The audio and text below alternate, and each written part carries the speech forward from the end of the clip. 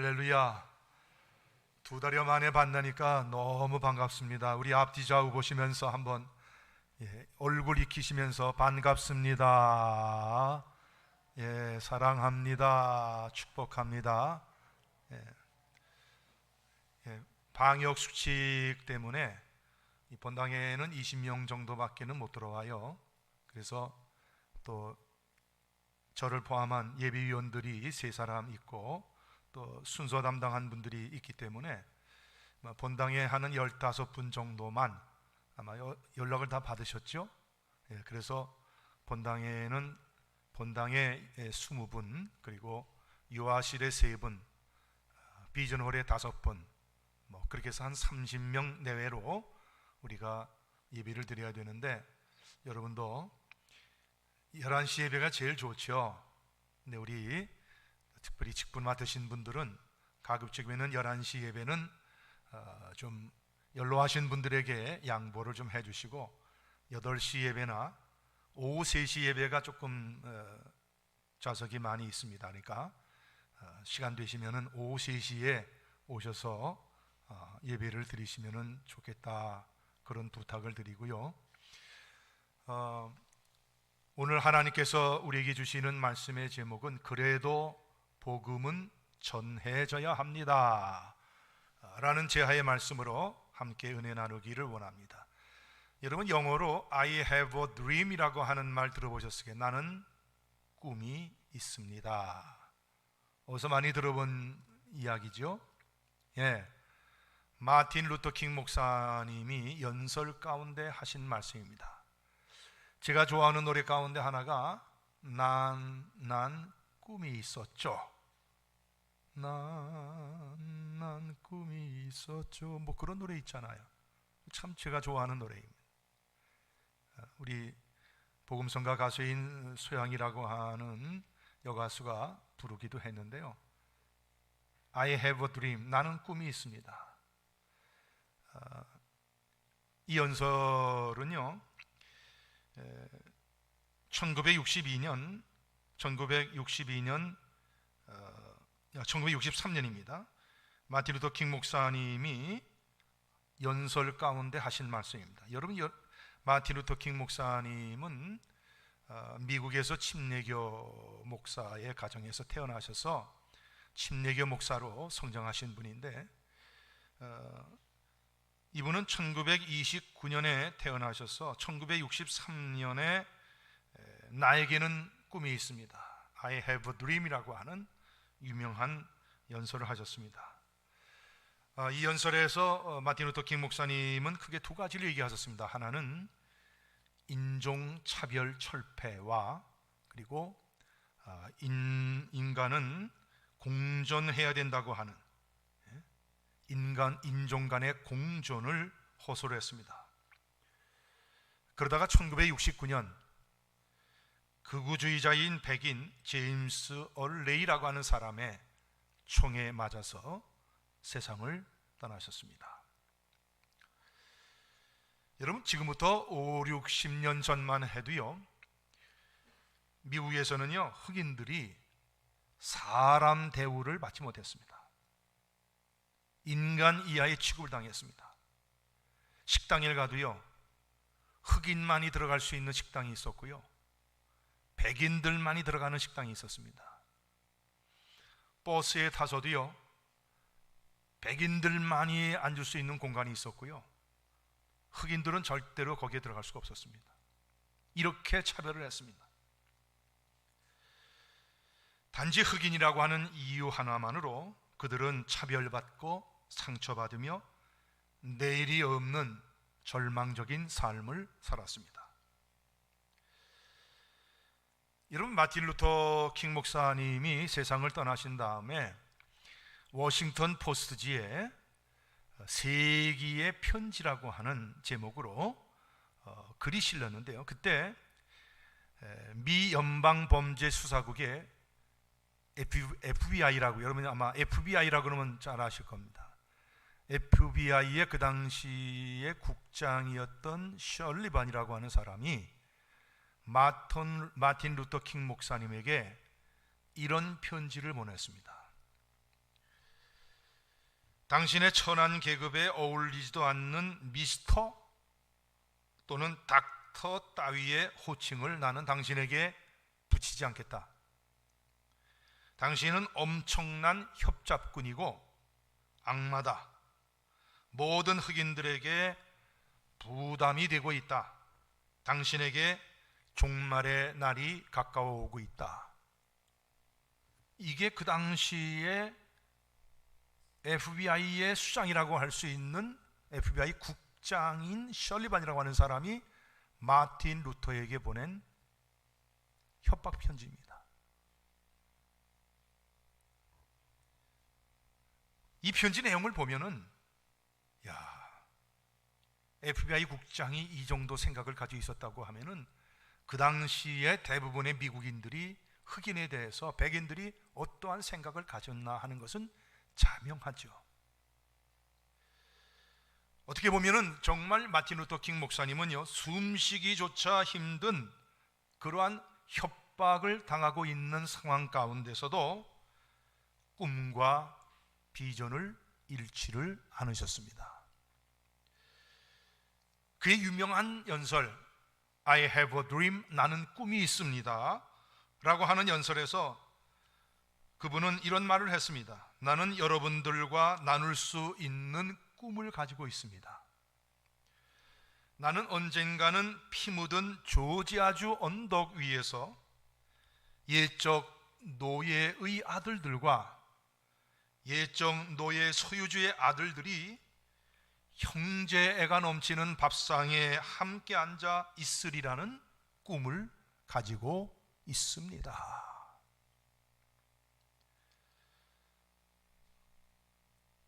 이런 꿈을 가지고 자기 목숨을 바치는 그러한 애쓰고 노력한 덕분에 여러분이 아시는 대로 미국에서는 흑인 대통령을 배출할 수가 있었고요, 흑인과 백인이 동등하게 사는 나라를 만들어 가고 있는 중입니다. 많은 사람들이 그런 질문을 합니다. 누가 미래를 만들어 갈까요? 저는 확신합니다. 미래는 꿈과 소망이 있는 사람들이 만들어 간다고 말이죠. 마틴 루터 킹 목사님의 상황은 아주 절망적인, 앞이 한치도 내다 보이지 않는 캄캄하고 어둡고 절망적인 상황이었지만은 마틴 루터 킹 목사님은 결단코 꿈과 소망을 잃지 않았습니다. 아직 완벽하지는 않지만은 마틴 루터 킹 목사님이 원하고 희망하는 그러한 나라로 미국이 나아가리라 믿습니다.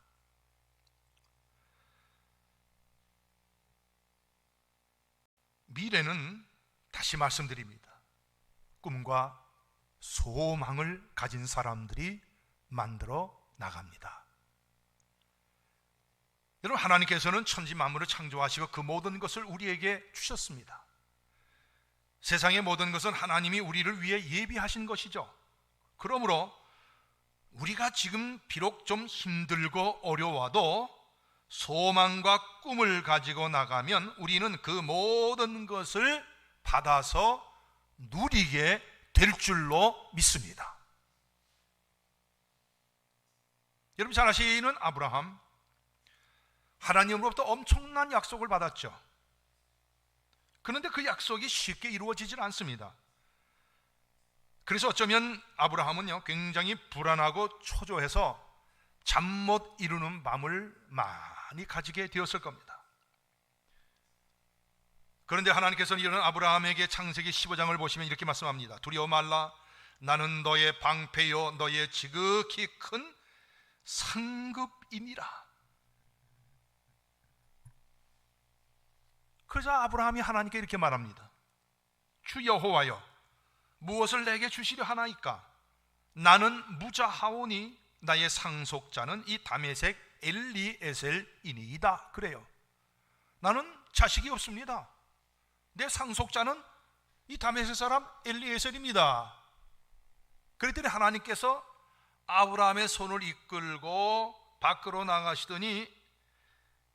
이렇게 말씀하세요. 하늘을 우러러 뭇별을 셀 수 있나? 야, 하늘을 봐라. 별이 많지? 너 저 별 셀 수 있니? 못 셉니다. 내 후손을 이와 같이 되게 할 것이다. 그러니까 아브라함이요, 하나님이 하늘의 뭇별처럼 숫자도 셀 수 없을 정도로 그 많은 별을 보여주시면서 내 후손이 이와 같이 되리라 그랬는데, 아브라함이 그것을 믿었다는 거예요. 그들이 하나님께서 그것을 의로 여기셨어요. 물론 그렇다고 해서요, 아브라함이 실질적으로 이루어진 것은 아무것도 없었습니다. 하늘의 뭇별을 보고 내 후손이 이와 같이 되리라 그랬지만 당장 자식이 없는데요. 그럼에도 불구하고 아브라함은 믿었다는 거예요. 여러분, 아브라함은 하나님의 약속을 믿었습니다. 우리가 소망을 가져야 될 이유도 마찬가지입니다. 아브라함은 하나님을 믿음으로 의롭다함을 받았죠. 그 믿음이 바로 뭐예요? 소망의 근거가 되어서 결국 아브라함이 소망하고 믿고 소망하고 꿈을 꿨더니 어떻게 됐습니까? 그가 꿈꾸고 소망하고 믿은 대로 아브라함은 하나님으로부터 복을 다 받았습니다. 사랑하는 여러분, 오늘 구약성경의 본문 에레미야서 32장의 배경을 보시면요, 본문의 일은요, 시드기야 왕 열째 해에 있었던 일이라고 합니다. 여러분, 시드기야 왕 열째 해는요, 역사적으로 보게 되면은 주전 587년을 가리킵니다. 자, 오늘 구약성경 에레미야서 32장 2절을 보시면은 그때의 바벨론 군대는 예루살렘을 에워싸고 선지자 에레미야는 유다의 왕의 궁중에 있는 시위대들에 갇혔으니, 이렇게 말합니다. 여러분, 이때의 바벨론의 왕이 누구냐면 느부갓네살입니다. 느부갓네살이요, 시드기야 왕 9년, 다시 말하면 주전 588년 10월 10일에 남왕국 유다를 공격해가지고 예루살렘 성을 포위합니다. 자, 이때의 믿음의 선지자 에레미야는요, 어떻게 되어 있었냐면요, 여러분, 에레미야 선지자의 별명이 뭐죠? 눈물의 예언자 아닙니까? 눈물로 이스라엘 백성들에게 호소합니다. 회개하십시오. 회개하지 않으면 멸망합니다. 우리가 하나님을 믿지 아니하면 우리는 멸망할 수밖에 없습니다. 근데 이게 이스라엘 백성들에게만 향한 말씀이 아니고 왕에게도 행했던 말씀이거든요. 그때는 시드기야 왕이 에레미야 선지자의 이 말을 듣고 화가 나가지고 에레미야 선지자를 감옥에 가둬버려요. 자, 그런데 그때 이상한 일이 벌어집니다. 그게 뭐냐면요, 에레미야 선지자의 작은아버지 아들, 그러니까 사촌이죠. 사촌 가운데 하나멜이라고 하는 사람이 있는데, 이 사람이 감옥에 갇혀있는 에레미야에게 오더니 이렇게 얘기하는 거야. 아나돗에 있는 내 밭을 사라. 아나돗에 있는 내 밭을 사라는 거예요. 아니, 지금 예루살렘 성이 멸망할 날이, 이제 이스라엘이 멸망할 날이 얼마 남지 않았어요. 예레미야도 알고 하나멜도 알고 이스라엘 백성도 다 알아요. 여러분, 지금 나라가 망하게 생겼는데 무슨 밭을 사요? 말이 안 되는 얘기 아닙니까? 그런데 놀랍게도요, 에레미야가요, 아무 소리 하지 않고 은 17세기를 주고 이 아나돗의 밭을 사는 거예요. 왜 그랬을까요? 아니, 지금 나라가 망하는데 밭을 사서 뭐 하려고? 근데 에레미야는 아무 소리 하지 않고 밭을 사거든요. 에레미야가 그런 행동을 한 것은요, 이유가 있습니다. 그 이유가 뭘까요? 바로 이스라엘 백성들에게 이 절망적인 상황에서 소망을 가지라고 하는 에레미야의 메시지입니다. 소망을 가져라. 여러분, 오늘 본 말씀 15절을 한번 같이 읽어보실까요? 구약성경입니다. 구약성경 에레미야서 32장 15절입니다. 같이 읽어보시겠습니다. 만군의 여호와 이스라엘의 하나님께서 이와 같이 말씀하시니라. 사람이 이 땅에서 집과 밭과 포도원을 다시 사게 되리라 하셨다 하니라. 다시 말하면 여러분, 이제 예루살렘 성이 이제 함락이 되고 이스라엘 백성들이 망하게 되면은 이제 죽임을 당하거나 포로로 끌려가거나 그런 일이 벌어질 텐데, 언젠가 때가 되면은 하나님께서 다시 그 포로에서 돌이키셔서 이스라엘 백성들이 다시 고국으로 돌아와 밭과 포도원을 사게 될 날이 올 것이다. 아멘. 아멘. 회복, 소망을 얘기하는 거죠. 여러분, 밭과 포도원을 다시 사게 될 날이 온다는 겁니다. 그러니까 뭐라는 거예요? 소망을 가져라, 그 말입니다. 여러분, 지금 전 세계가 코로나19로 어려움을 겪고 있습니다. 사람마다 일상생활에 제약을 받고요, 예배드리는 것까지 자유롭지 못합니다. 예?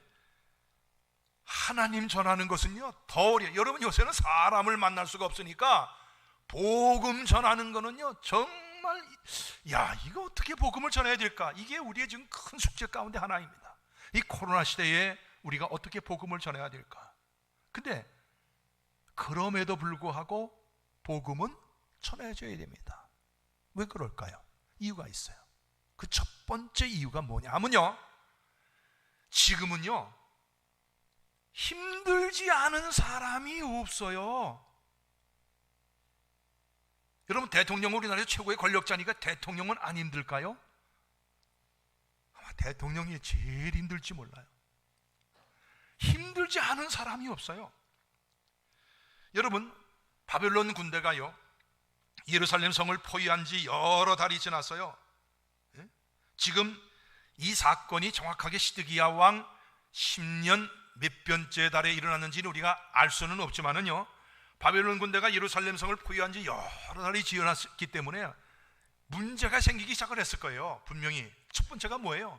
식량난이죠. 식량난. 어저께도 우리 베트남에 있는 이경 집사님하고 통화를 했습니다.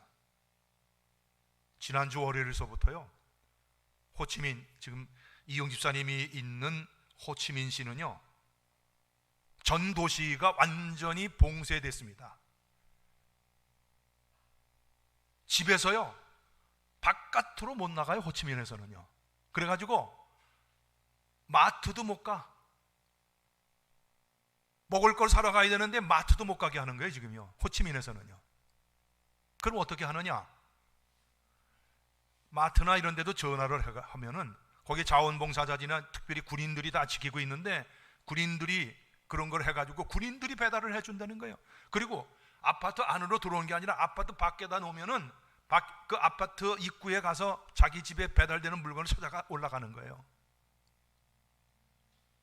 그래서 제가 어떻게 먹을 거는 제대로 준비했느냐 그랬더니 우리 신혜 권사님이 한 2주치는 준비를 해놨는데 앞으로 상황이 어떻게 될지 모르겠다. 여러분, 몇 달 동안 예루살렘 성이 포위되어 있었기 때문에요, 이제 점점 식량난이 심각해집니다. 그 다음에 두 번째는 뭐냐 하면요, 식수난이에요. 식수난. 마실 물이 있어야 되잖아요. 근데 예루살렘 성을 포위하고 있으니요, 여러분, 마실 물을 어디서 구합니까? 그런데 그보다 더 큰 걱정이 있습니다. 그게 뭐냐면요,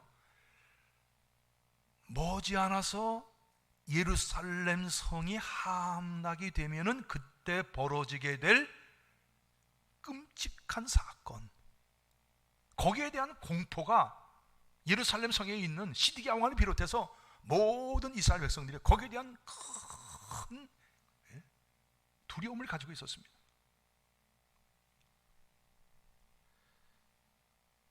여러분 보십시오. 이스라엘 백성들이요 성 밖을 보면요 보이는 게 뭐예요? 바벨론 군대가 그냥 메뚜기처럼 그냥 예루살렘 성을 포위하고 있는데, 바깥을 보면은 예루살렘 성 안을 보면은요 희망이 없는 거예요. 아무 희망이 없어요. 여러분, 이와 비슷한 사건이 열왕기하서 6장에 나오는데, 아람 군대가 와가지고 예루살렘 성을 사마리아 성을 포위했거든요. 몇 달 동안 포위하고 몇 년, 그러니까 식량난, 식수난이 생겼습니다.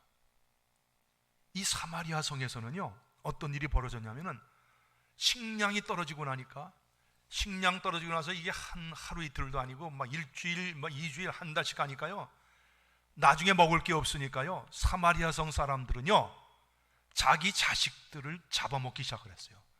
자기 자식을 잡아먹었어요. 끔찍한 일이죠.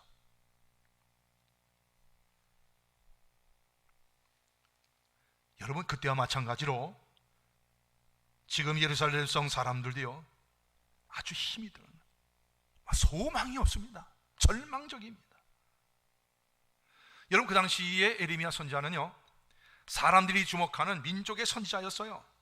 아마 요새 같았으면은 텔레비전 화면이, 텔레비전 카메라가 아마 에레미야 선지자를 쫓아다니면서 그의 일거수일투족을 다 보여줬을 거예요. 그가 말하는 거, 그가 행동하는 거 하나하나를.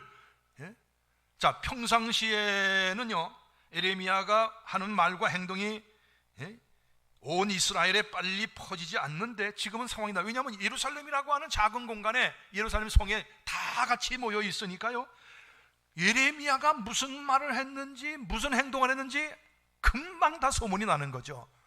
근데 사람들이 그러는 거야.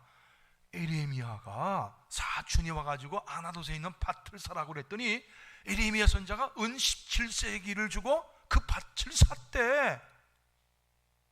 왜 그랬을까? 여러분, 에레미야는요, 그 아나도에 있는 하나벨의 땅을 사면서 이런 말과 행동을 통해서 온 이스라엘 백성들이 회복의 희망과 소망을 가지기를 원했던 겁니다. 지난주에도 잠깐 말씀드렸지만은, 최근에 생긴 신조어 가운데 코로나 블루 혹은 코로나 레드 혹은 코로나 블랙이라고 하는 그런 말이 있습니다. 신조어죠. 코로나 블루, 코로나 레드, 코로나 블랙. 무슨 말입니까? 이것은요, 코로나19로 인한 심리적 부작용으로 많은 사람들이 우울감과 불안감을 느끼는 거죠. 마음의 병입니다.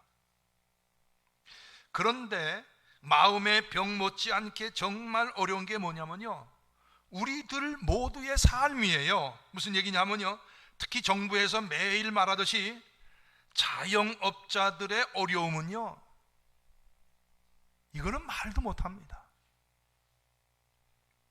뭐 지원금을 좀 준다고 하지만은요, 그 지원금이 뭐 얼마나 보탬이 되겠습니까?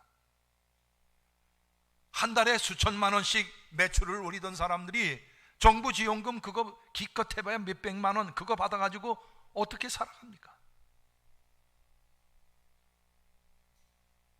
그래서 자영업자들의 고통이 이만저만이 아닙니다. 오죽하면은 한밤중에 부산에서 뭐 어디에서 그냥 시위를 하는 이유가, 이제는 뭐 이럴 수도 없고 저럴 수도 없고 더 이상 대출도 할 수가 없고 방법이 없으니 우리 좀 어떻게 살게 해달라. 얼마나 많은 가게들이 폐업을 했는지 모릅니다. 이렇게 사람들이 힘들다 보게 되면요, 제일 먼저 놓는 게 뭐냐면 바로 소망입니다. 희망을 놔버려요.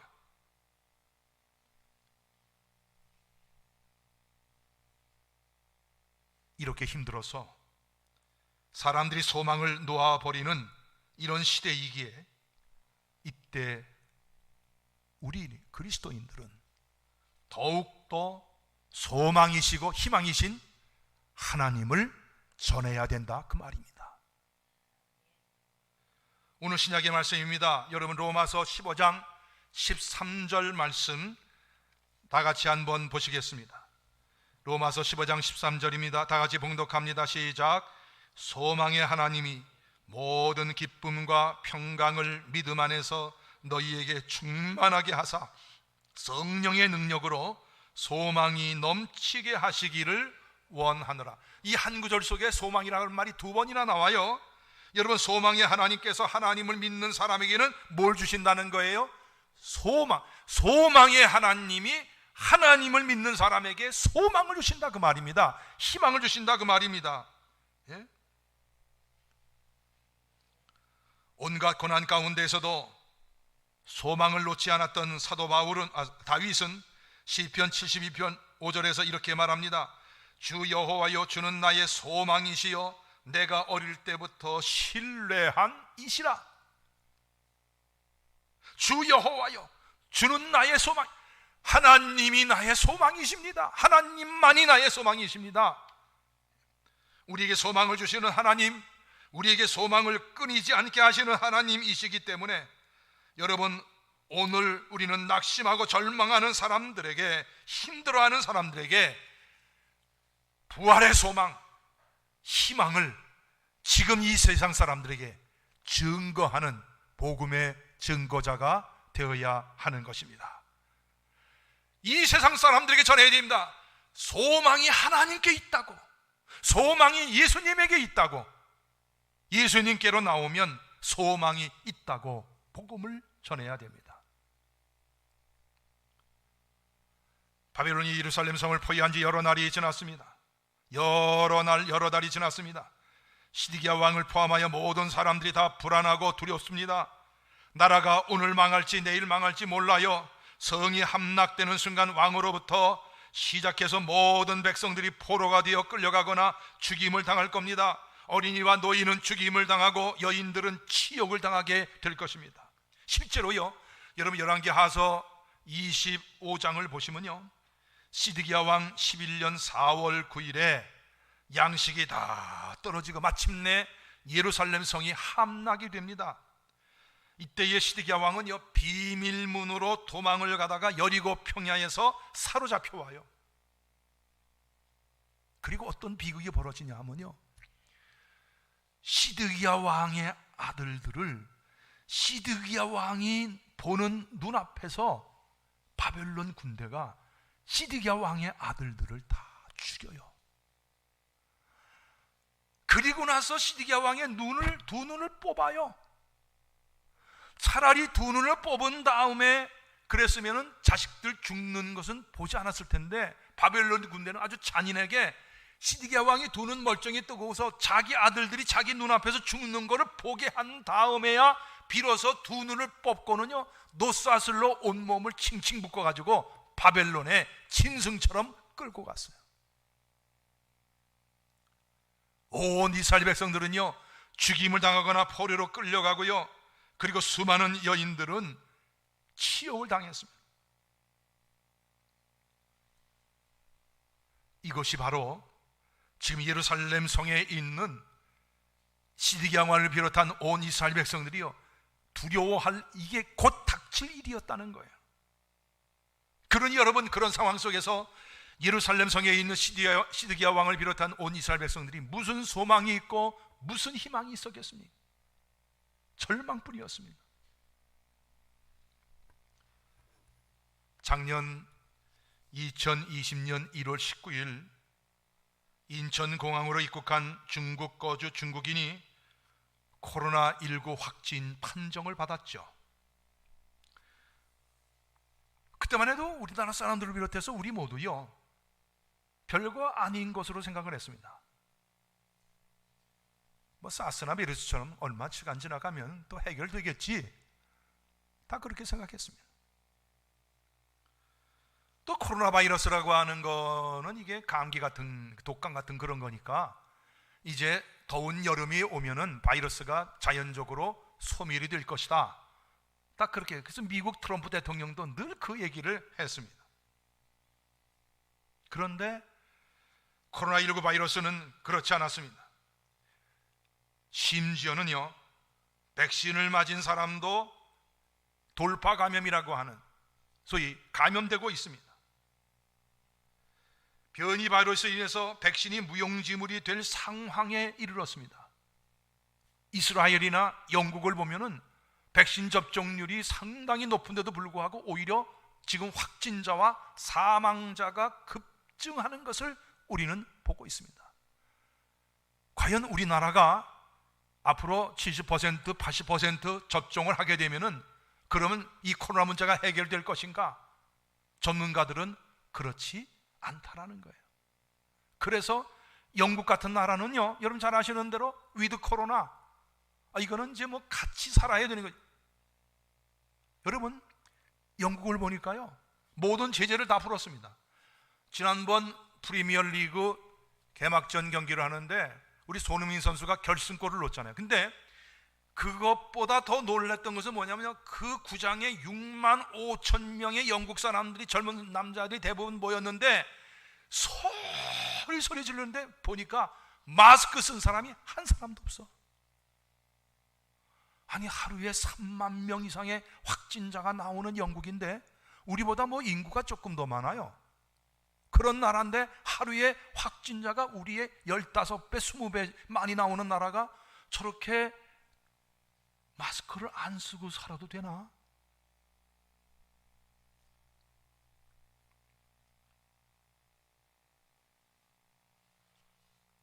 방역 담당자가 우리나라도 백신 접종률이 노년층에서 한 80%, 90%가 되면은 위드 코로나 시대로 한번 생각을 해봐야 되겠다 하는 얘기를 했습니다만은요, 어쩌면은요, 우리는요 평생 마스크를 쓰고 살아야 될지도 몰라요. 그리고 얼마 전에 어떤 학자가 발표를 했는데, 지금 우리는 코로나19 그러잖아요.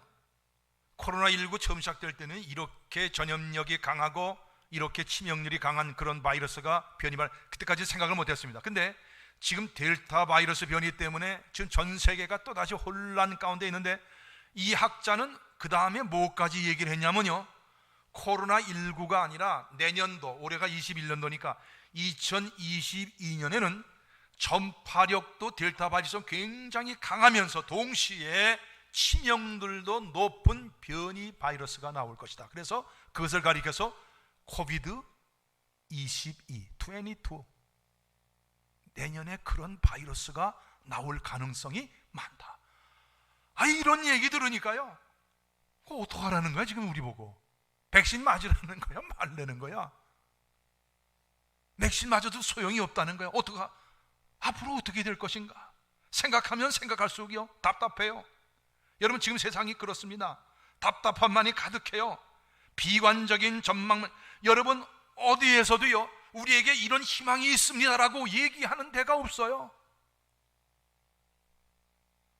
그러니까 사람들이 이게 2021년도 연말까지만 잘 버티면은 코로나가 종식됩니다. 그러면 우리가 무슨 수를 써서라도 할 텐데, 그런 희망적인 전망이 지금 나오질 않아요. 그래 답답하죠. 힘들어요.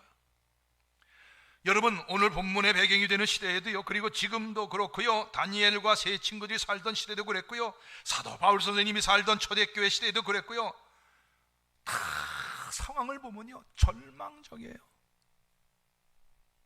그런데요, 그런 시대에도 믿음의 사람들은요 다시 일어났어요. 그리고 하나님의 이름을 드러냈어요. 예수님의 이름을 담대하게 전했어요. 어떤 어려움도 이러한 복음 증거자들을 막지 못했습니다. 그 이유가 뭡니까? 그들에게는 오직 예수 그리스도의 십자가와 부활의 복음만이 희망이었고 소망이었기 때문입니다. 그래서 오늘의 말씀에 이렇게 말씀하신 겁니다. 다 같이 한번 말씀을 읽어보시면서 위로받으시기를 바랍니다. 다 같이 봉독합니다. 그가 이같이 큰 사망에서 우리를 건지셨고 또 건지실 것이며 이후에도 건지시기를 그에게 바라노라. 아멘. 여러분, 이런 소망이 있기 때문에 믿음의 사람들은요 복음 전하기를 주저하지 않아야 하는 것입니다. 지금은 모두가 힘든 시대입니다. 어려운 시대입니다. 소망을 말하는 사람이 없어요. 희망을 말하는 사람이 없어요. 그러나 우리는 말할 수 있어야 됩니다. 아니, 말해야 됩니다. 왜? 우리에게는 하나님이 소망이고 예수 그리스도가 소망이시기 때문입니다. 소망의 하나님, 소망의 예수 그리스도를 담대히 증거하는 여러분과 제가 되기를 주님의 이름으로 축복합니다. 마지막 세 번째로 우리가 지금 복음을 전해야 되는 이유가 있습니다. 하나님께서 우리에게 희망과 소망을 주시기 때문입니다. 여러분, 다윗을 보세요. 다윗은 정말요 희망이 없는 사람이었어요. 그는 부모에게도 인정을 받지 못했던 사람입니다. 부모 사랑도 별로 받지 못했습니다. 여러분, 대선지자인 사무엘이 이 다윗의 집에 온다고 그러는데, 아니 그 위대한 선지자가 오면은 다윗도 거기 참여를 해야 될 거 아니에요. 근데 그 당시에 다윗은요 들에 나가서 혼자, 다른 형제들은 다 사무엘 선지자 보러 왔는데 다윗 혼자 들에서 양을 치게 그렇게 했어요, 부모님들이.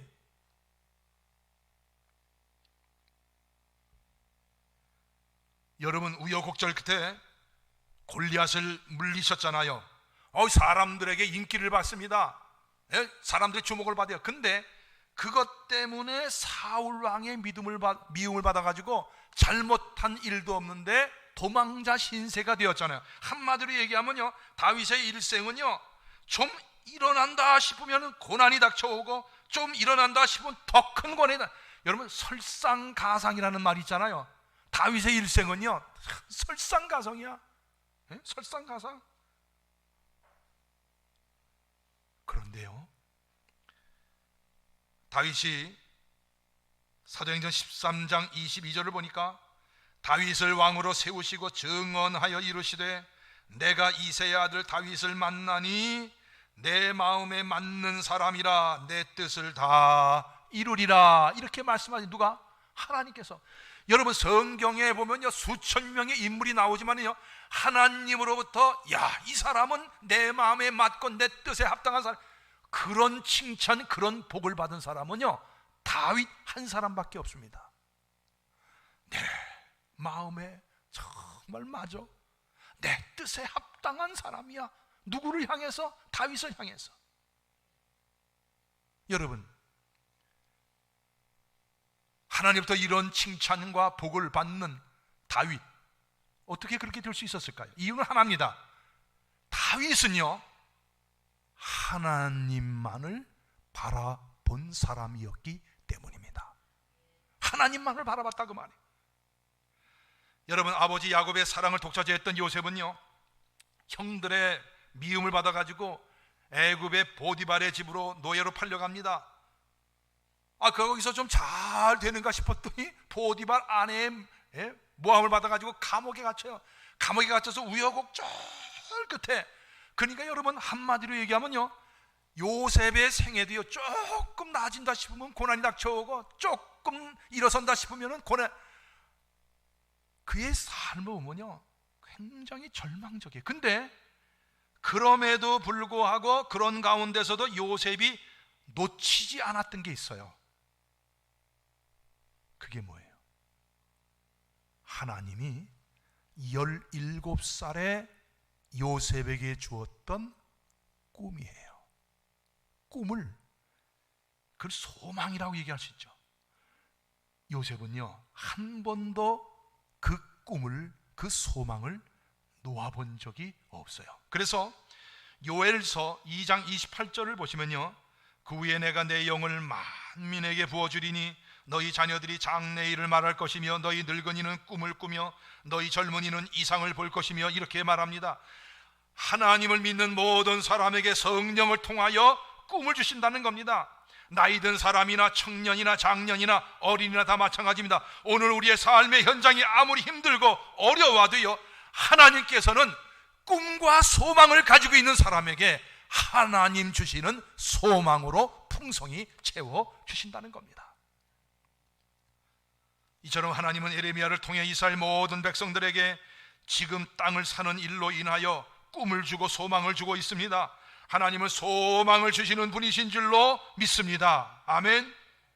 그러므로 우리는 이 하나님을 질병으로 인하여 마음이 힘들고 물질 때문에 힘든 사람들에게 이 소망의 복음을 전해야 됩니다. 소망과 희망을 전해야 합니다. 그것이 여러분과 저의 마땅한 사명인 줄로 믿으시기를 바랍니다.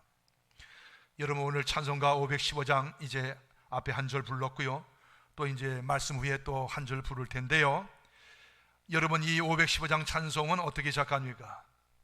이렇게 시작하죠.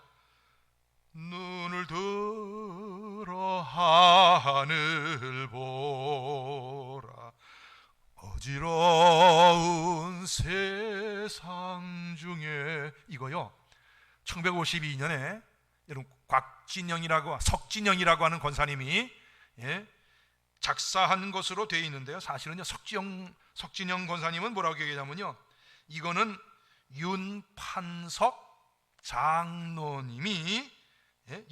장로님이 부르신 찬양 주의 종아라고 하는 그 곡을 개작한 것이라고 말씀하고 있는데요, 여러분, 윤판석 장로님은요 6.25 때에 공산군에게 잡혔다가 겨우 탈출해 가지고 서울을 빠져나와가서 가족들과도 헤어진 채 혼자 남아 하셔가지고 부산 초량동에서 판잣집을 하나 얻어가지고 6개월 동안 거기에 거주하는데, 어느 날 밤에 판잣집 밖에 나가니까 이 피난살이가 너무 힘들고 어렵고 처량해서 사람들이 탄식하는 소리가 들리더라는 거예요. 그래서 사람들이 탄식하는 그 소리를 듣고 하나님 앞에 눈물로 기도하면서 지은 바로 곡이 이 찬송가 515장입니다. 여러분, 그때와 비교할 수는 없지만은요, 어쩌면 지금의 코로나19의 상황은요, 그때의 상황과 더하면 더했지 덜하지 않다고 봅니다. 그러므로 우리는요 간절한 마음으로 기도하면서 안타까운 마음으로 복음을 전해야 합니다. 탄식하고 낙심하고 있는 여러분, 우리 주변에 수많은 사람들이, 여러분 주변에 한번 보십시오. 여러분의 이웃과 친척과 형제들을 보십시오. 누가 하나 소망을 얘기하는 사람이 있습니까? 누구 하나 희망을 얘기하는 사람들이 있습니까? 다 절망적입니다. 비관적입니다. 바로 이러한 때에 우리는 개인과 나라와 민족과 이웃에게 소망의 복음, 희망의 복음을 전해야 할 줄로 믿습니다. 오늘의 삶의 정황이 아무리 힘들고 어려워도, 그래서 한치의 앞도 내다보이지 않는 혼돈과 절망의 상황일지라도, 그래도 복음을 우리는 전해야만 하고 복음은 전해져야만 합니다. 우리 모두 소망의 복음, 희망의 복음을 전하는 복음 증거자가 다 되시기를 주님의 이름으로 축복합니다.